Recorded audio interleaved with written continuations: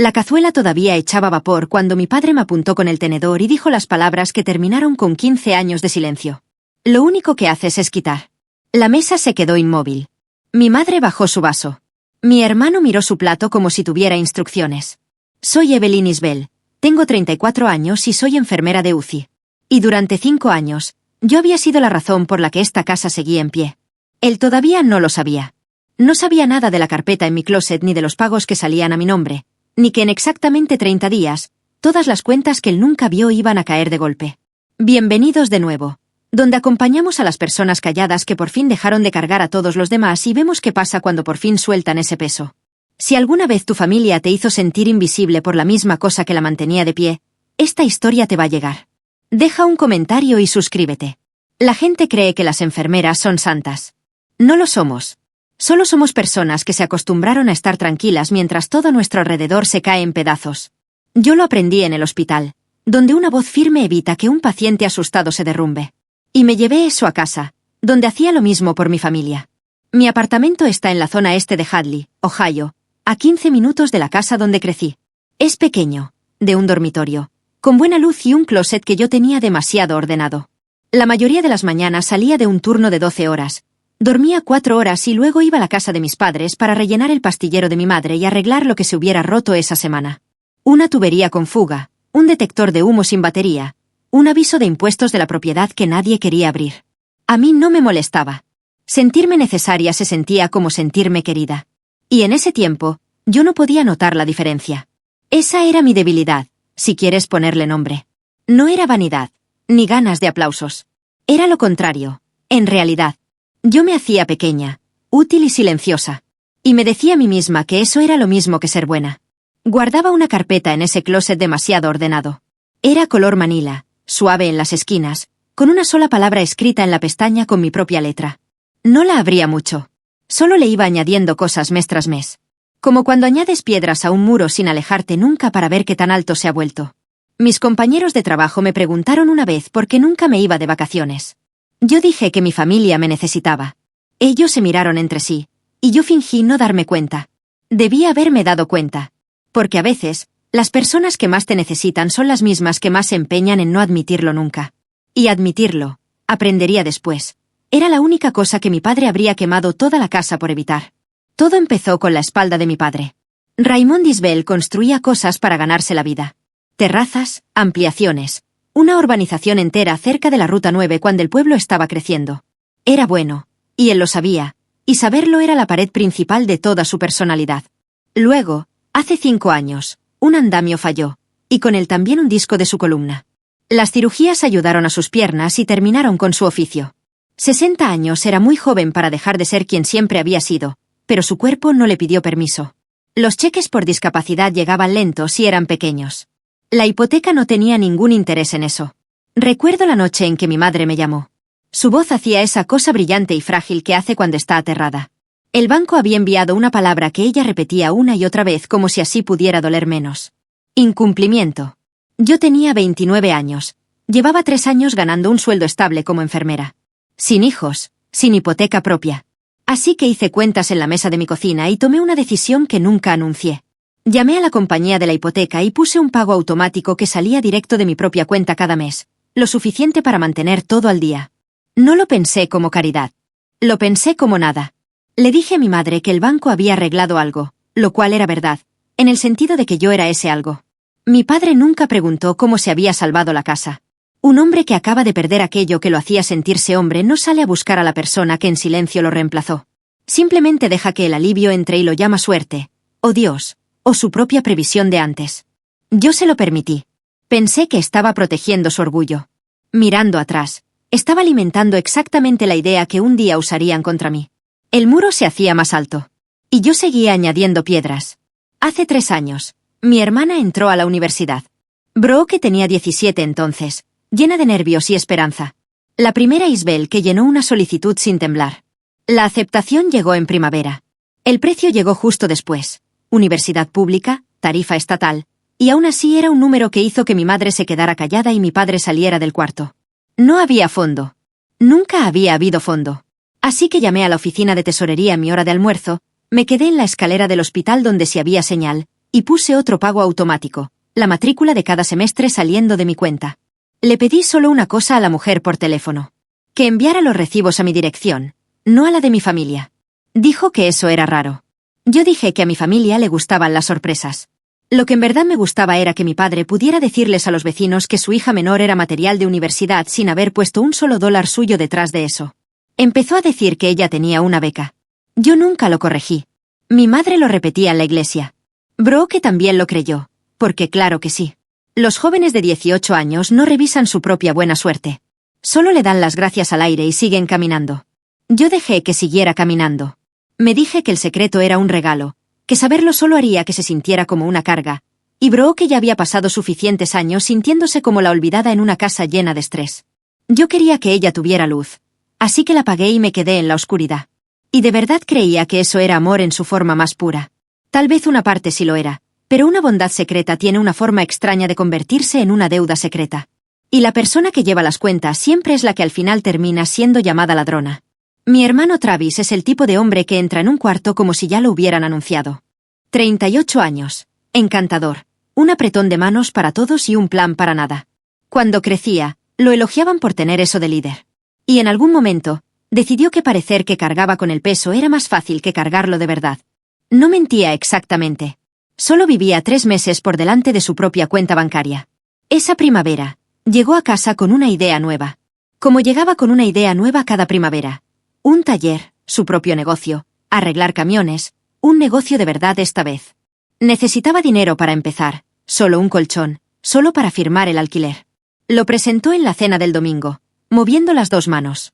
Y mi padre, brillando por primera vez en meses, se giró hacia mí y dijo las palabras que siempre seguían a los sueños de Travis. Ayuda a tu hermano. Esto es lo que nadie en esa mesa entendía. El dinero que mi padre le dio a Travis no venía de mi padre. Venía del mismo hueco que yo había estado llenando en silencio. Además de la hipoteca, yo metía dinero extra cada mes en la cuenta de la casa para las otras cuentas. Y ese colchón era la única razón por la que alguna vez había algo ahí para dar. Cuando papá le entregó un cheque a Travis, le estaba entregando mi dinero y sintiéndose generoso al hacerlo. Yo lo sabía. Ya lo sabía desde hacía tiempo. Y por primera vez, sentada ahí mientras la salsa se enfriaba, no saqué mi chequera enseguida. Dije que quería pensarlo. La mesa notó la pausa. La sonrisa de mi padre se hizo más delgada en los bordes, apenas un poco, como el hielo antes de oírse romper. Me dije a mí misma que estaba siendo responsable. Lo que en realidad estaba haciendo era, por primera vez, negarme a desaparecer. Y esta familia nunca había perdonado a nadie por eso. Una semana después, intenté hacerlo de la manera correcta. Fui un martes, senté a mis padres en la mesa de la cocina y sugerí que viéramos juntos las finanzas. Todo en voz alta. Sin secretos. Incluso tenía un plan tranquilo. Pasar la hipoteca y la matrícula a sus nombres, con mi ayuda encima, para que vieran la forma real de las cosas y volvieran a sentir que tenían algo de control. Pensé que mi padre tal vez le aliviaría entender la máquina que lo había mantenido a flote. Me equivoqué con eso.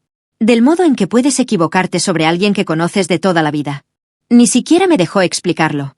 Movió la mano como si yo estuviera ofreciendo ordenar su garaje. Lo tenemos controlado, dijo. Siempre lo hemos tenido.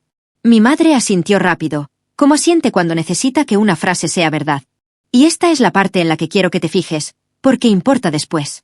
Yo tenía el dedo sobre el movimiento correcto. Estuve a punto de pasar la matrícula a su nombre esa misma semana, pero el ciclo de cobro de la universidad era a mitad del semestre, y cambiar la cuenta en ese momento arriesgaba un retraso que podía sacar a Brooke de sus clases antes de que el nuevo pago entrara. Un solo hueco administrativo. Y mi hermana perdía un semestre. Así que esperé, no porque confiara en mi padre, sino porque me negaba a jugar con la inscripción de Brooke solo para demostrar algo. Salí de esa casa con el plan todavía doblado dentro de mi bolso y la palabra controlado sonando en mis oídos. Lo tenemos controlado. Siempre lo hemos tenido. Pensaría en esa frase un mes después, de pie en un cuarto lleno de familiares, mirando cómo se rompía en tiempo real. Solo que todavía no sabía hasta dónde llegaría mi padre para seguir creyéndola. La cena que lo abrió todo fue un jueves de octubre. Nada especial en el calendario, que es como suelen llegar las peores noches. Mi madre hizo la cazuela de ejotes que prepara cuando quiere que todos estén de acuerdo. Travis estaba ahí, brillando otra vez porque el alquiler del taller tenía fecha límite y el colchón ya se había adelgazado. Lo sacó en medio de la comida, ligero y seguro, como si el dinero fuera un simple trámite que solo se había retrasado. Me miró a mí cuando lo dijo. Al final, todos me miraron. De la manera en que miras a un grifo cuando tienes sed. Dejé el tenedor sobre la mesa. Mantuve la voz pareja. La voz del hospital, la que uso cuando una máquina empieza a gritar y el pánico podría matar la habitación. Creo que tenemos que ir más despacio, dije. Me gustaría ver de verdad los números antes de que alguien firme algo. Eso fue todo. Ninguna acusación, ninguna lista de lo que yo había pagado. Solo una petición para dejar de fingir que el pozo no tenía fondo. Pero en esa casa, pedir ver las cuentas era lo mismo que llamar mentiroso a todo el mundo. La sonrisa de mi madre se congeló. Travis se echó hacia atrás, herido, actuando su herida antes de haber decidido siquiera sentirla, y mi padre se quedó muy callado, que en Raymond Isbell es más fuerte que un grito. Bajó su propio tenedor para imitarme. Me miró a través de la cazuela y de las velas que mi madre enciende porque sí, y vi subir detrás de sus ojos algo viejo y amargo. Yo había pasado 15 años asegurándome de que este hombre nunca tuviera que sentirse pequeño. Y él estaba a punto de hacerme pagar cada uno de esos años delante de su esposa y de sus otros 2 hijos, con palabras que yo escucharía en mis sueños durante un año. Lo único que haces es quitar, dijo despacio, como si hubiera guardado esa frase. Nunca has hecho nada por esta familia. Las velas siguieron encendidas. Mi madre miró su regazo. Travis encontró algo fascinante en su vaso de agua. Y Brooke, que había vuelto a casa por el fin de semana, se quedó pálida e inmóvil. Una chica mirando una tormenta que no entendía. Quiero decirte que tenía un discurso preparado. No lo tenía. 15 años de recibos y no me vino ni una sola palabra de defensa, porque alguna parte de mí siempre había sabido que así acabaría la historia. Y no puedes discutir con un veredicto que en el fondo siempre estuviste esperando. Mi padre no había terminado. Se inclinó hacia adelante y su voz bajó a ese tono plano y seguro que usan los hombres cuando creen que el cuarto les pertenece. Si tuvieras un poco de respeto por ti misma, dijo, te irías. Así que vete. Lo cruel no eran las palabras. Era la seguridad. Él de verdad lo creía. En su versión, él era el proveedor, defendiendo su mesa de una hija malagradecida. Y esa creencia era tan completa que no dejaba ninguna puerta abierta para la verdad. Miré a mi madre, esperando que dijera su nombre, que dijera cualquier cosa. No lo hizo. Solo siguió doblando su servilleta en cuadrados cada vez más pequeños. Así que me puse de pie. No lloré, y no levanté la voz. Doblé mi propia servilleta y la puse junto a mi plato, como quien deja una habitación que piensa dejar limpia. Está bien, papá, dije. Eso fue todo. Una respuesta tranquila contra todo su ruido. Le di las gracias a mi madre por la cena, tomé mi abrigo y salí a la oscuridad de octubre. La puerta mosquitera se cerró de golpe detrás de mí. Dentro, imagino que hubo un momento de silencio, luego alivio, luego el regreso suave de la conversación. Afuera, me senté en mi coche y no lo encendí durante un largo minuto. Luego manejé a casa y abrí el closet. La gente cree que alejarse es lo débil. Esa noche aprendí que puede ser lo más fuerte que harás en tu vida si sabes exactamente de qué te estás alejando. Quédate conmigo porque la parte silenciosa es donde todo cambia. Y si alguna vez te dijeron que no das nada a las mismas personas a las que les diste todo, comenta te veo abajo y suscríbete. El camino a casa es de 15 minutos y casi no recuerdo nada. Las farolas, el puente sobre el arroyo, el giro hacia mi calle. Mis manos hicieron el trabajo mientras mi cabeza repetía la misma frase una y otra vez. Lo único que haces es quitar. Todavía no estaba enojada. El enojo necesita espacio, y yo todavía estaba demasiado llena de aquella mesa para sentir algo que no fuera el eco. Entré en el apartamento. Me quedé parada en la oscuridad con el abrigo puesto y escuché lo silencioso que se vuelve un lugar cuando vives sola y nadie depende de ti esa noche. Entonces pensé en los pagos. Todos seguían en marcha, programados, saliendo de mi cuenta al inicio de cada mes como un latido que yo había olvidado que mantenía vivo. La hipoteca, la matrícula, el pequeño extra que se convertía en la generosidad de mi padre. Todo a mi nombre, puesto por mí, controlado por nadie más en la tierra. No decidí nada en ese momento. Quiero ser sincera con eso porque la versión en la que llegué a casa planeando venganza no es verdad y no soy yo. Solo me quité el abrigo, caminé al closet y tomé la carpeta a la que llevaba 5 años añadiendo cosas sin sacar nunca todo al suelo de una vez. Me dije que solo quería mirar, recordar, sostener en mis manos la prueba de mi propia vida después de que un hombre al que amaba me dijera que no existía. Me senté en la alfombra del dormitorio y abrí la pestaña marcada con una sola palabra: familia. Y lo que salió no fue un plan. Fue un registro. Pero estaba a punto de aprender que los registros tienen una forma de convertirse también en sus propios veredictos. Lo extendí todo sobre la alfombra en filas porque las enfermeras registramos cosas, y registrar es como pienso. 5 años de ayuda para la hipoteca, cada pago sellado y cobrado. 3 años de confirmaciones de matrícula de la oficina de tesorería. Cada semestre pagado por completo. Mi nombre en la línea de la cuenta. Una carpeta dentro de la carpeta para las cuentas médicas de mi madre. Las de su cirugía de vesícula y las medicinas para la presión que yo rellenaba sin decir nada. Y los papelitos más pequeños. El colchón. El dinero inicial que se convirtió en los cheques de Travis y en el orgullo de mi padre. Hice la suma. Soy buena con los números. Es la mitad de mi trabajo. Y hasta yo tuve que hacerlo 2 veces. El total era una cantidad con la que aquí se compra una casa completa. Yo la había gastado en pedazos tan pequeños que ninguno de ellos, por sí solo, se había sentido como un sacrificio. Y así es exactamente como regalas años sin darte cuenta. Me quedé sentada en el suelo y sentí algo que no esperaba. No furia, ni siquiera tristeza. En realidad, claridad. La claridad fría y limpia que sientes cuando un diagnóstico por fin explica todos los síntomas que habías estado ignorando. Esta familia no me había quitado cosas. Yo había sido el sistema silencioso que la mantenía viva. Y ellos habían confundido la ausencia de dolor con la ausencia de mí. Mi padre dijo que yo nunca había hecho nada.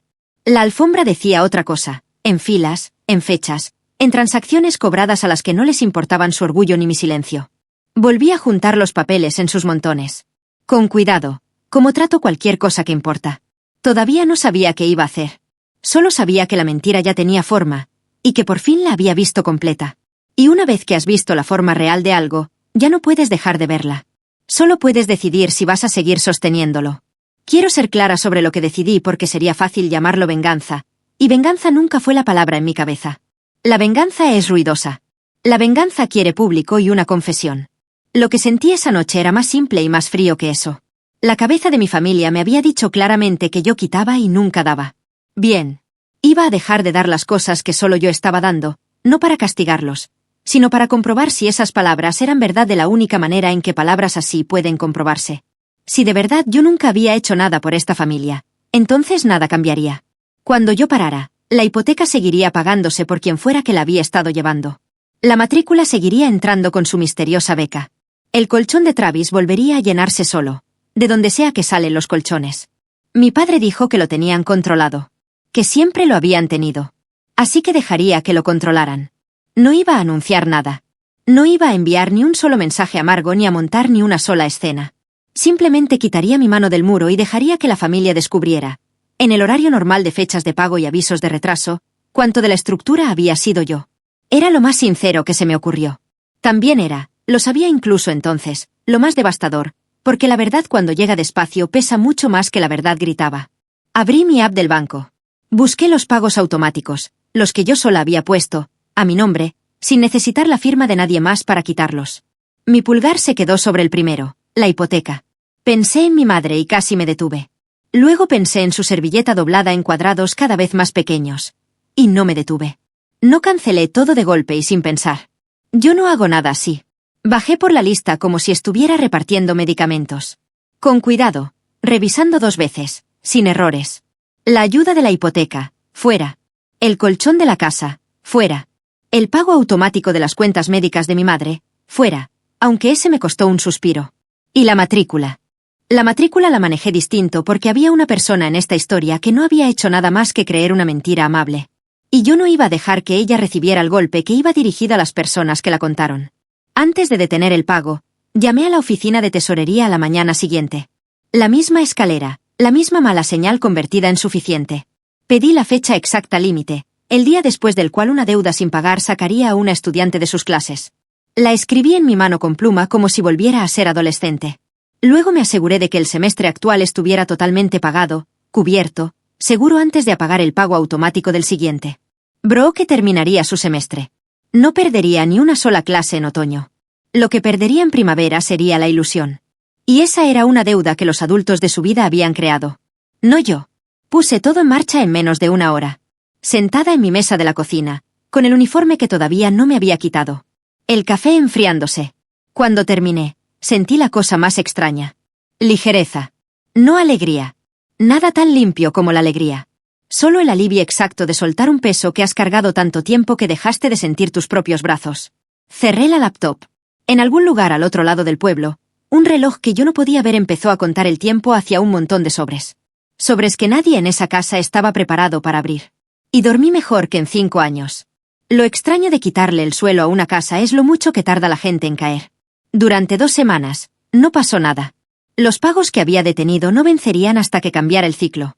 Así que la familia siguió exactamente como antes, felizmente parada sobre el aire. Mi madre me escribió al cuarto día. No fue una disculpa, fue una frase cazuela. Ya sabes cómo se pone tu padre. Ven a cenar el domingo. Lo olvidamos todo. Lo olvidamos todo. Como si una crueldad y una puerta abierta fueran un vaso derramado. Lo leí 2 veces y dejé el teléfono boca abajo. No respondí ese día. Cuando respondí, fui cálida y breve, como contestas a una compañera en la que no confías. Dije que necesitaba tiempo. Pregunté cómo se sentía. No dije ni una palabra de dinero porque nadie había dicho nada, porque todavía nadie tenía una razón para hacerlo. Esa fue la parte más extraña de esas semanas. El silencio no era paz. Era una mecha encendida y ardiendo dentro de las paredes, donde nadie podía ver el humo. Travis publicó una foto del taller vacío. Muy pronto, la etiquetó, como un hombre seguro de que su colchón era eterno. Brooke me mandó un meme sobre exámenes parciales y yo le respondí con un corazón porque ella no había hecho nada malo y no merecía mi distancia. Mi padre no dijo nada en absoluto, lo cual era su propio tipo de mensaje.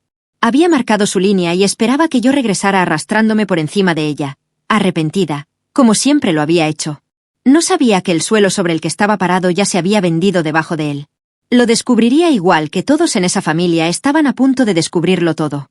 En papel, por correo, justo a tiempo. Había un sobre en la carpeta que no me había dejado abrir en 2 años. Estaba hasta el fondo, detrás de los recibos, con el papel ya suave como tela. En el frente estaba la letra de mi abuela. Solo mi nombre, el antiguo, el que solo ella usaba. Eve. La abuela Ruth era la madre de mi padre, y era la única persona de esa familia que alguna vez me miró y pareció ver el cuadro completo. Murió hace 2 años, en primavera, con la mente clara hasta la última semana, y me dejó esta carta con su abogado, junto con una pequeña suma que yo, claro, metí en la familia. La había leído una vez en el funeral y la guardé, porque el dolor hacía que sus palabras pesaran demasiado. Esa noche en la alfombra, con todo lo demás ya descubierto, por fin la abrí otra vez. Su letra estaba más temblorosa de lo que recordaba, pero la voz era totalmente la suya. Escribió que ella sabía, que siempre había sabido lo que yo hacía por la casa, incluso cuando nadie lo decía en voz alta, porque ella había hecho lo mismo por su propia familia una vez, y reconocía ese cansancio especial que deja en los ojos de una persona. Y luego escribió la frase que yo llevaría conmigo a cada habitación durante el resto de esta historia. Eve, cuida de ellos si puedes, pero no dejes nunca que esta familia te haga pequeña para que ellos puedan sentirse grandes. El amor no es prueba de que les debas todo. Lo leí 4 veces. Presioné mi pulgar sobre la tinta como si pudiera sentirla a ella a través del papel. Durante 5 años, yo había creído que desaparecer dentro de las necesidades de mi familia era la forma más alta de amor. Mi abuela, que había pasado la vida aprendiendo el costo de esa idea, me estaba diciendo desde el otro lado de la tumba que lo tenía exactamente al revés. Doblé la carta y la guardé en mi bolso. No iba a volver a dejarla atrás. Brooke me escribió la tarde siguiente, y casi desarmó todo el plan. No porque fuera cruel, sino porque era dulce, despistada y tenía 17 años, todavía viviendo en las esquinas de su yo de 20. Había sacado una A en un examen de bioquímica, el difícil, el que más miedo le daba. Esta vez de verdad lo entendí, escribió con 3 signos de exclamación y una foto del examen corregido. Y debajo, la línea que me dejó sin aliento. De verdad, gracias a Dios por esa beca. Estaría perdidísima sin la escuela ahora mismo. Gracias a Dios por esa beca. Ahí estaba. La mentira repetida por la única persona que nunca la había contado, que solo la había heredado. Como los niños heredan el clima de una casa sin haberlo elegido nunca. Me quedé con el pulgar sobre el teclado mucho rato. Pude habérselo dicho en ese momento. Un mensaje y la ilusión desaparecía, pero pensé en lo que eso le haría, en cómo le caería, en cómo se sentiría al saber que la hermana que admiraba había estado pagando en secreto por su futuro mientras su padre llamaba ladrona a esa misma hermana. No me tocaba soltarle eso en un mensaje entre clases. Así que hice lo único con lo que podía vivir. Le envié un corazón y luego le puse: estoy tan orgullosa de ti. Te ganaste esa nota. Con beca o sin beca. Las 2 cosas eran verdad. Ella se ganó la nota. Y la beca no era más real que la previsión de mi padre. Dejé el teléfono y sentí el peso de lo que había puesto en marcha. Porque en primavera, cuando la siguiente cuenta no se pagara, Brooke iba a enterarse de todo de golpe por una extraña en una oficina de cobros. Y no había ninguna versión de esa mañana que no le rompiera un poco el corazón. Solo tenía que asegurarme de que se rompiera de la manera correcta. Mientras tanto, Travis hizo lo que siempre hace cuando siente que el suelo cambia. Hizo más ruido. El cumpleaños 65 de mi padre llegaba a fin de mes, Y Travis decidió que sería el evento de la temporada, no una cena. Una fiesta, toda la familia grande, las tías y los primos Isbel, los vecinos que conocían a papá desde los días de la urbanización. Reservó el salón trasero de Carusos, el restaurante italiano bonito junto a la carretera, el que la gente usa para graduaciones y aniversarios. Habló de una presentación de fotos, un brindis, una oportunidad, dijo, para mostrarle a todos que la familia estaba muy bien.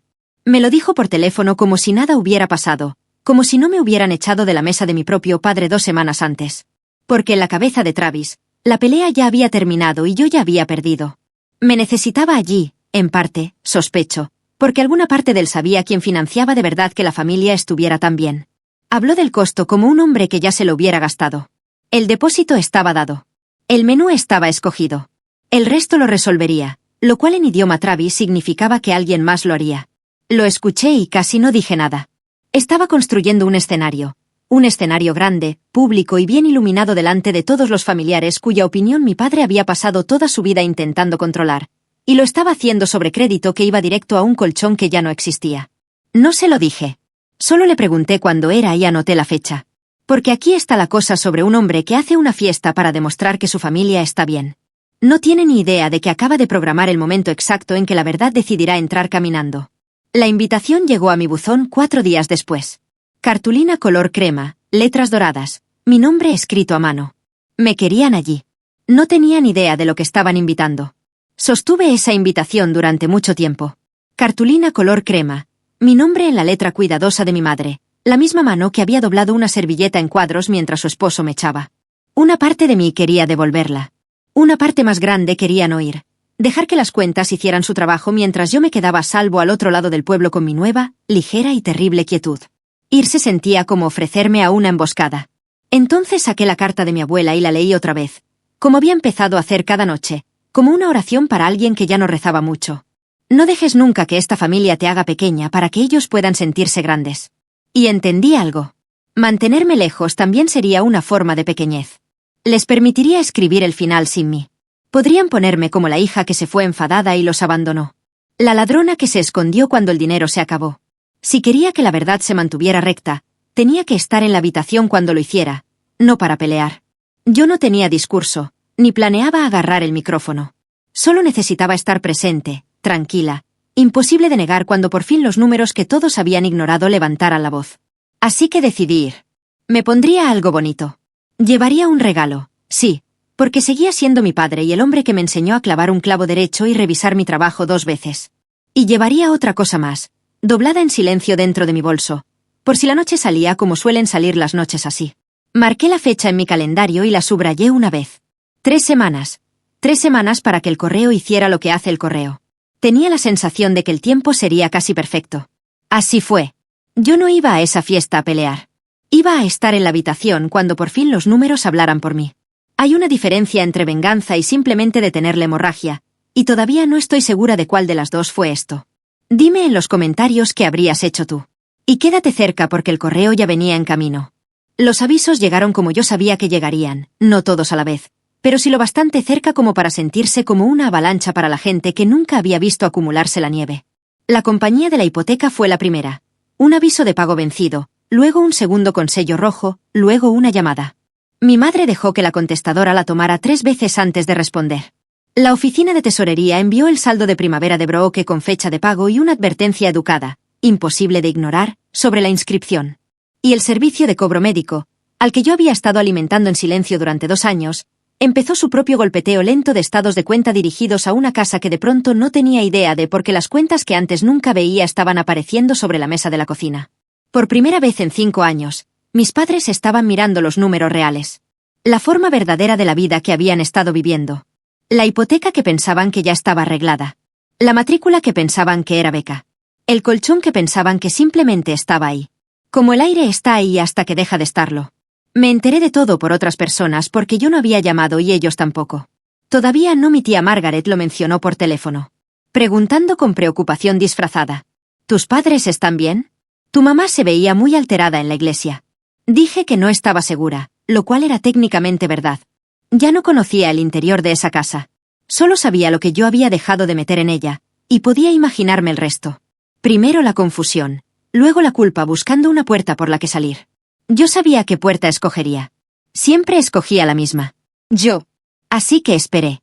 Y dejé que los sobresiguieran llegando porque había decidido semanas antes que no diría ni una sola palabra hasta que la verdad estuviera sobre una mesa donde todos pudieran verla. Mi madre por fin llamó un miércoles por la noche. No mi padre. Que él llamara habría significado admitir que necesitaba algo. Y Raymond Isbel preferiría hundirse antes que dar la señal. Así que fue Lorraine, mi madre, con la voz haciendo otra vez esa cosa brillante y frágil, solo que ahora más delgada, estirada sobre algo muy cercano al pánico. Evelyn, cariño. Creo que el banco cometió un error. ¿Un error? Cerré los ojos y la dejé hablar. La gente de la hipoteca estaba llamando. La escuela de Brooke mandó algo sobre su cuenta. Y están llegando todas estas cuentas del médico. Ni siquiera las entiendo. Creo que alguien robó nuestra información. Habría sido muy fácil ser cruel. Decirle la palabra beca y ver cómo le caía. No lo hice. Mantuve la voz nivelada, la voz del hospital, la que no tiembla. Siento que estés pasando por todo eso. Dije. Yo no sé nada de una beca. Y eso era verdad. No había beca. Nunca la hubo. No le estaba mintiendo. Simplemente, por primera vez, estaba dejando de mentir por ella. Del otro lado se quedó en silencio. La oí haciendo la cuenta que había evitado durante 5 años. La aritmética lenta de una mujer que empezaba a sospechar que el misterio que mantenía a su familia a flote tenía nombre y cara, y había estado sentada en su mesa de acción de gracias recibiendo que le dijeran que quitaba y nunca daba. Evelyn, dijo por fin, con cuidado ahora. ¿Tú estabas? Y eso tampoco lo respondí. No por teléfono. No en un lugar donde pudiera negarse, retorcerse o enterrarse debajo de un ya sabes cómo se pone tu padre. Hay verdades que tienen que entregarse en persona, en papel, delante de testigos, o nunca se creen del todo. Te veo en la fiesta, dije con suavidad. Hablamos entonces. Y colgué antes de que pudiera volver a preguntar. Travis, como era de esperar, no manejó la presión como un hombre que alguna vez hubiera cargado algo de verdad. Con las cuentas acumulándose y el colchón desaparecido, llegó la fecha límite del alquiler del taller y se fue con ella el depósito. Empezó a hacer llamadas. De esas que empiezan con un oye, pregunta rara y terminan con alguien negándose con educación. La fiesta en Caruso se encogió en silencio. El salón trasero se convirtió en la sala de la casa. El menú del restaurante se convirtió en la comida de mamá, que de todos modos a todos les encanta. Él hizo parecer que cada rebaja era una elección. Algo íntimo en vez de llamativo, familia en vez de tanto alboroto, pero se notaban las costuras. Y luego hizo lo que yo había estado esperando. Lo que hombres como Travis siempre hacen cuando el suelo se inclina. Se puso a buscar a alguien a quien culpar. Y me encontró a mí. Llamó y ya no quedaba nada de encanto en su voz. No sé qué le dijiste a mamá. Empezó. Pero todo esto se vino abajo en el segundo en que decidiste ponerte mezquina. ¿Mezquina? Casi me reí. Dijo que yo había abandonado a la familia por un comentario en la cena. Que estaba castigando a 2 personas mayores porque me habían herido los sentimientos. Que la familia de verdad no lleva cuentas. La familia de verdad no lleva cuentas. Eso, dicho por el hombre cuya vida entera era una cuenta que siempre pagaba otra persona. Lo dejé hablar. Había aprendido en el hospital que no discutes con un paciente que se está apagando. Solo trabajas el problema. Así que trabajé el problema. Espero que la fiesta salga bien, dije cuando se quedó sin acusaciones. Yo voy a ir. Y colgué y me quedé sentada con la fea verdad de todo eso. Él todavía no sabía. Ninguno de ellos lo sabía. No de verdad. Todavía no. Sentían el frío, pero no podían ponerle nombre al calor que faltaba. Todos estaban a solo 3 semanas de una habitación donde por fin tendría un nombre. Y ese nombre iba a ser el mío. Brooke se enteró antes de la fiesta. Yo había esperado controlar cómo lo descubriría. Pero a una oficina de cobros no le importa tu momento perfecto. Primero entró a su portal de pagos de estudiante, el que nunca había tenido razón para abrir, y ahí estaba todo el historial de pagos bajo su nombre. Ninguna beca, ninguna ayuda. Cada semestre marcado como pagado por completo por un pago automático de un pagador externo. Cuando por fin llamó a la oficina de tesorería para entenderlo, la mujer cansada del otro lado solo confirmó lo que Brooke ya estaba viendo en su propia cuenta.